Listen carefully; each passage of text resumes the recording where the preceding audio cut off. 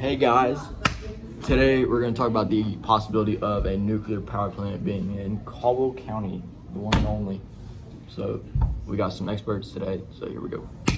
First, to have a power plant, we have to know what is nuclear chemistry. So we have an expert in nuclear chemistry, Ashley Hernandez.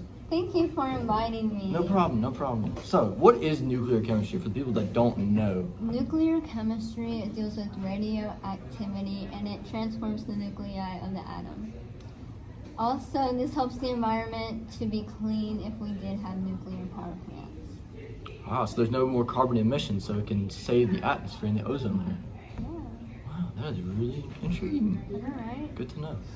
We love the penguins. We want them to, and the polar bears. We want them to stay around for as long as possible. Thank you, Ashley Hernandez, for being here.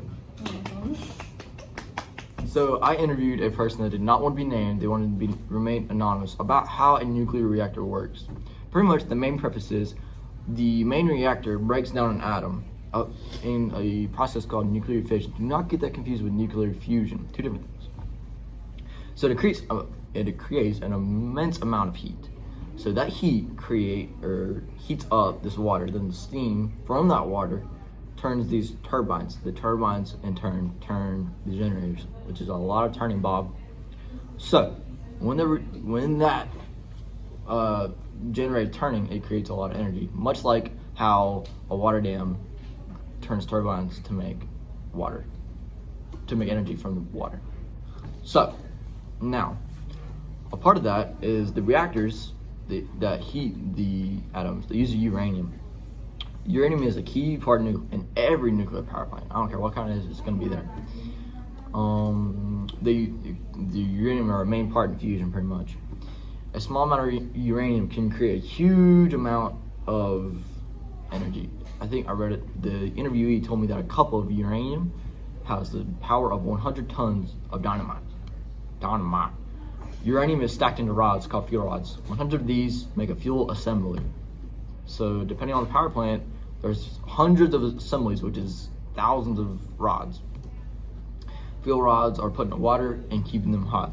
So how a nuclear meltdown works is those rods, the water inside of that, it goes away. So the rods are just sitting there in heat, then they melt down, then the uranium becomes unstable, boom. So yeah, that's how that happens. So that doesn't happen. Okay, so the same way that a nuclear factory works, a bomb works the same way. They both start. A hydrogen bomb and an atom bomb are two main nuclear bombs. They both start the same way when they split either uranium or plutonium, which are both really cool. And that creates a ton of energy. So H bombs are 1,000 more times powerful than atom bombs. So keep that in mind during this. And an H bomb, I'm gonna butcher this. Deuterium and tritium are getting smashed together to create helium. This is what happens at the center of the sun to give you a representation of how powerful this is. The H bomb explodes in stages because you have the main capsule, which is where the helium is being created. Then around that you have uranium. So each time that helium comes back with more uranium, it just sends out the whole another pulse of energy. So, atomic bombs split the nuclei of an atom instead of combining two things to create another thing. They split it. When a single free neutron strikes the nucleus of an atom of radioactive material like uranium or plutonium, it knocks 2 or 3 neutrons free. Energy is released when the neutrons split off from the nucleus, and newly released neutrons strike other uranium and plutonium nuclei, splitting them in the same way, releasing more energy and more neutrons. This chain reaction almost instantly. It happens instantly, so you don't know it. As soon as that thing hits the ground, it's just... So yeah, that's how all that explosion works.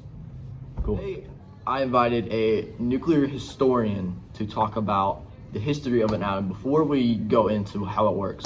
Nick Moses. Hello, guys! So Nick, what's the main history of a nuclear bomb or a nuclear fusion? The main history was I got a lot of people that did studies on how you make it or how key things went into making that bomb. So like how we had William Conrad, which sounds Nazi. He died in February, but he was born in like Henlet, which I don't even know what that place is. It was Germany, never mind.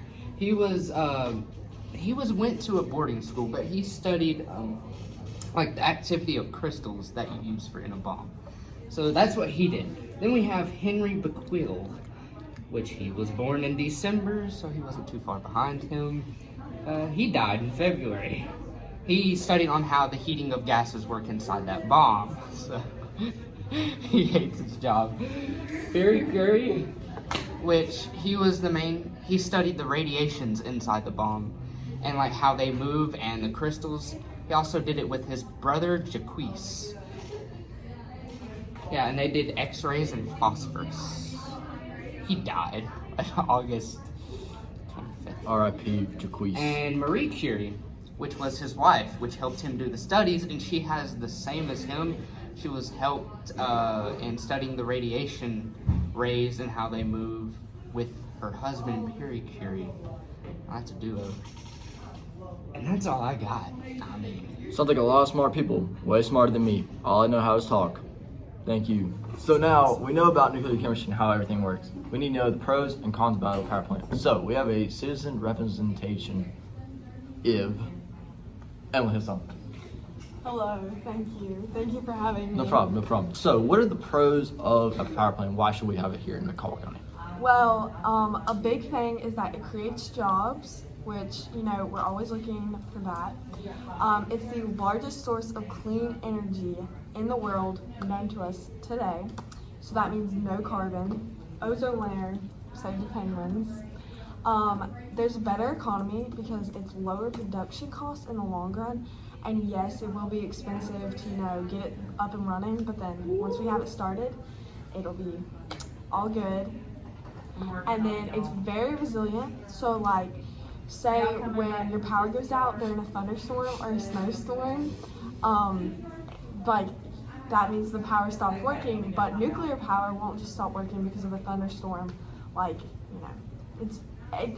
it'll take a lot for... It's very reliable. Even when something goes Yes. wrong, we always have energy, which is great for warm and air and food. Yes, and as good as these pros are, there are cons, as with anything.